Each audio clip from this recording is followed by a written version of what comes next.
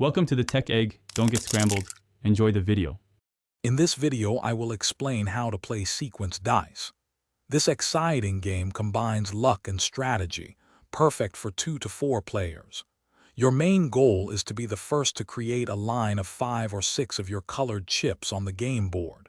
To begin, simply set up the board, choose your unique chip color, and get ready to roll the dice.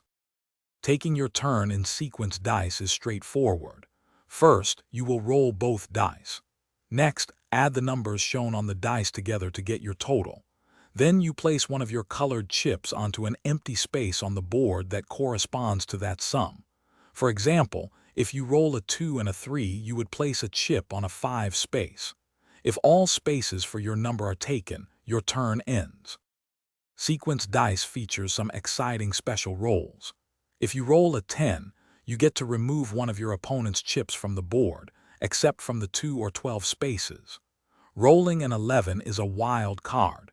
You can place your chip on any open space. And if you roll a 2 or a 12, you get to place your chip and then take another bonus turn immediately. These special rolls can really change the game's flow. To win sequence dice, you must be the first player or team to create a complete sequence. For 2 or 3 players, this means getting 5 of your colored chips in a continuous line. If 4 players are competing in teams, you will need to achieve a sequence of 6 chips. These lines can be formed horizontally, vertically, or diagonally across the game board. Good luck forming your winning sequence.